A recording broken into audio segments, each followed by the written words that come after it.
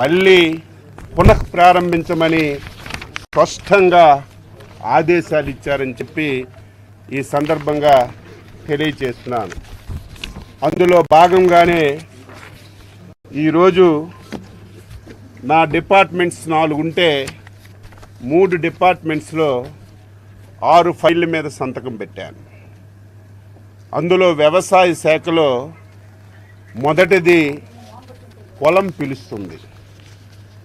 ఆ రోజు చంద్రబాబు నాయకత్వంలో 2014 నుంచి 2019 వరకు ఈ కార్యక్రమం చాలా దిగ్విజయంగా జరిగింది. మళ్ళీ ఈ కార్యక్రమాన్ని రేపు 23వ తారీఖున రాష్ట్రం మొత్తం మీద ఈ కార్యక్రమాన్ని ప్రారంభిస్తున్నాం. ఈ కార్యక్రమం ఉద్దేశం ప్రతి మంగళవారం, బుధవారం వ్యవసాయ శాఖ అధికారులు, ప్రజాప్రతినిధులు, వ్యవసాయ శాఖ అనుబంధ రంగాలకు చెందినటువంటి అధికారులందరూ కూడా పొలాల దగ్గరికి వెళ్ళి, రైతుల దగ్గరికి వెళ్ళి వారికి ఎడ్యుకేట్ చేయడం, వారికి సాంకేతిక పరిజ్ఞానాన్ని అందించడం, వారి భూమి ఏ రకంగా ఉంది, వారికి సమస్యలేంటి, ప్రభుత్వం ఏ విధంగా తోడ్పడాలి అనే సూచనలు, సలహాలు ఇచ్చి రైతుకి అన్ని విధాల ప్రభుత్వం నుంచి సహాయ సహకారాలు అందించాలని ఈ కార్యక్రమాన్ని మళ్ళీ ప్రారంభిస్తున్నాం. ఇది 4 మాసాలు జరుగుతుంది. ఖరీఫ్లో 4 మాసాలు, రబీలో 4 మాసాలు. ఎంటైర్ యంత్రాంగం అంతా రైతు దగ్గరికి వెళ్ళి వారి సమస్యలు పరిష్కరించడానికి ఈ కార్యక్రమాన్ని మళ్ళీ ప్రారంభిస్తున్నాం. 2వ సంతకం బాధ కలుగుతుంది, ఆవేదన కలుగుతుంది. గత ప్రభుత్వాన్ని చూస్తే రైతుకి వ్యక్తిగత యాంత్రీకరణ పరికరాలు ఎంత అవసరం అంటే, ఈరోజు ఆధునిక పరిజ్ఞానం వచ్చింది. ప్రతి ఒక్కరూ యాంత్రీకరణ ఉపయోగించి వ్యవసాయాన్ని చేసి దాని ద్వారా కొంత లబ్ధి పొందే ప్రయత్నం చేస్తున్నారు. కానీ 5 సంవత్సరాల్లో యాంత్రీకరణ అనే పదం ఈ రాష్ట్రంలో కనిపించలేదు. ఆ రోజు చంద్రబాబు నాయకత్వంలో ఏ రోజు గర్వంగా నేను చెప్పగలుగుతున్నాను, 3.24 లక్షల మంది రైతులకి 988 కోట్లు ఖర్చు పెట్టి ప్రతి ఒక్కరికి వ్యక్తిగతంగా సబ్సిడీ మీద యాంత్రీకరణ ఇచ్చాం. ఈ 5 సంవత్సరాల్లో ఒక్కటంటే ఒకటి ఇవ్వలేదు. చివరికి కొడవలి పిడి కూడా ఈ ప్రభుత్వంలో ఇవ్వలేదంటే వ్యవసాయ రంగాన్ని ఏ విధంగా నిర్వీర్యం చేశారో ఇది ఒక ఉదాహరణ అని చెప్పి తెలియచేస్తున్నాను. అందుకే మళ్ళీ వ్యక్తిగత వ్యవసాయ పరికరాలు సబ్సిడీ మీద ఇవ్వడానికి ఈరోజు 2వ సంతకం పెట్టాను. దీనికి గైడ్లైన్స్ అన్నీ కూడా ఫ్రేమ్ చేసి మళ్ళీ రైతాంగానికి అన్ని అవసరమైనటువంటి పరికరాలన్నీ కూడా ఇస్తాం. 2వది మీ అందరికీ తెలుసు, మత్స్యశాఖలో ఎంత దారుణం అంటే అందరూ వద్దన్నారు. ఇప్పటికే న్యాయస్థానంలో కొన్ని వందల కేసులు ఉన్నాయి. మత్స్యకారులకి జీవనాధారమైనటువంటి ఏవైతే ట్యాంక్స్ ఉన్నాయో అవన్నీ కూడా వాళ్ళ నుంచి లాక్కొని ఈ ప్రభుత్వంలో ఉన్నటువంటి పెద్దలు తీసుకోవాలని ప్రయత్నం చేయడానికి 144 జీవో ఇచ్చారు. దాన్ని మళ్ళీ అమలు చేయడానికి 217 జీవో ఇచ్చారు.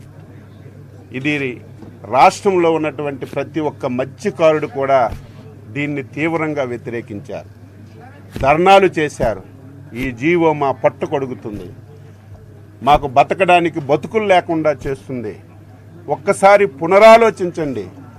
వేడుకున్నా సరే, ధర్నాలు చేసినా సరే కేసులు పెట్టి అరెస్ట్ చేశారు తప్ప గత ప్రభుత్వంలో పట్టించుకున్నటువంటి పాపాను పోలేదు.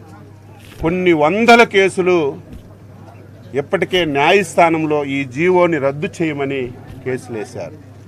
అందుకే మత్స్యశాఖలో సంబంధించి నేను మొదటి సంతకం ఏదైతే 217 జీవోని రద్దు చేయడానికి పెట్టాను. ఇది క్యాబినెట్కి పెట్టి ఈ జీవోని రద్దు చేసి మత్స్యకారులకి మళ్ళీ పూర్వ వైభవాన్ని తీసుకురావడానికి ప్రయత్నం చేస్తాం. రెండవది, ఊకదంపుడు ఉపన్యాసాలు ఇస్తారు మత్స్యకారులకి మేము అన్ని చేశామని. గత ప్రభుత్వం డీజిల్ సబ్సిడీ ప్రతి సంవత్సరం ప్రతి మత్స్యకారుడికి బోటున్న వాళ్ళకి గైడ్ లైన్స్ ప్రకారం డీజిల్ ఇవ్వాలి, దానికి సబ్సిడీ ఇవ్వాలి. కానీ గత ప్రభుత్వం డీజిల్ సబ్సిడీ ఇవ్వక చాలా ఇబ్బందులకు గురి చేసింది. ఈరోజు ఆర్థికంగా రాష్ట్రంలో చాలా సమస్యలు ఉన్నాయి. నేను నా శాఖలో అన్ని శాఖలని నేను రివ్యూ చేస్తే అసలు నాకే బాధ కలుగుతుంది. ఇది ఎలా ముందుకు తీసుకెళ్ళాలి? ఏ శాఖలో చూసినా ఇబ్బందులు ఉన్నాయి, ఏ శాఖలో చూసినా అప్పులున్నాయి, ఏ శాఖలో చూసినా చాలా సమస్యలు ఉన్నాయి. ఇన్ని ఇబ్బందులున్నా మత్స్యకారులకు మేలు చేయాలి కాబట్టి ముఖ్యమంత్రి గారితో చెప్తే 10 కోట్లు ఈ సంవత్సరానికి డీజిల్ సబ్సిడీ ఇవ్వాలంటే నిన్నే ఇచ్చారు. 10 కోట్లు ఈరోజు మంజూరు చేసి వారికి నిధులు కూడా రిలీజ్ చేస్తున్నాను. అది 2వ సంతకంగా మత్స్యశాఖలో పెట్టాం. 3వది అత్యంత ప్రాధాన్యత కలిగింది. రైతుకి వ్యవసాయం ఎంత ముఖ్యమో పాడి కూడా అంత ముఖ్యం. ఏదైతే యానిమల్ హస్బెండరీ శాఖ ఉందో, చాలామంది ఇక్కడ ఉన్నారు, మీరు కూడా ఉన్నారు. తెలుగుదేశం ప్రభుత్వం అధికారంలో ఉంటే ప్రతి 2 మాసాలకి 3 మాసాలకి మెడికల్ క్యాంపులు పెట్టేవాళ్ళు, ప్రతి యానిమల్కి డీవార్మింగ్ చేసేవాళ్ళు. ఎక్కడ ఇబ్బందులున్నా ఇబ్బందులని పరిష్కారానికి ఒక మార్గాన్ని చూపేవాళ్ళు. గత 5 సంవత్సరాలు ఎక్కడ కూడా మెడికల్ క్యాంపులు కానీ డీవార్మింగ్ కానీ ఎక్కడ ఒక పసుపుకి మందు ఇచ్చినటువంటి దాఖలాలు లేవు. అందుకే మళ్ళీ ఒక టైం బౌండ్ ప్రోగ్రాం పెట్టి ఎంటైర్ రాష్ట్రంలో ఉన్నటువంటి ప్రతి యానిమల్కి డీవార్మింగ్ చేయడానికి ఈరోజు యానిమల్ హస్బెండరీలో సంతకం పెట్టాం. రేపటి నుంచి మెడికల్ క్యాంపులు పెట్టి పూర్తి స్థాయిలో డీవార్మింగ్ కార్యక్రమాన్ని ఈ రాష్ట్రంలో అమలు చేస్తాం. అదేవిధంగా యానిమల్స్ ఎన్ని ఉన్నాయో తెలియదు. ముందు ఈ రాష్ట్రంలో అన్ని రకాల యానిమల్స్ ఎన్ని ఉన్నాయో ప్రభుత్వానికి ఒక లెక్క ఉంటే దాని మీద ఏం చేయాలో చేయడానికి అవకాశం ఉంటుంది. అందుకే యానిమల్ సెన్సస్ని ప్రతి ఇంటికి వెళ్ళి ఏ టైప్ యానిమల్ ఉంది, ఎన్ని యానిమల్స్ ఉన్నాయని మొత్తం సర్వే చేసి యానిమల్ సెన్సస్ చేయడానికి కూడా ఈరోజు ఒక సంతకం పెట్టాను. ఈ 6 సంతకాలతో నా శాఖలో పరిపాలన ప్రారంభించాను.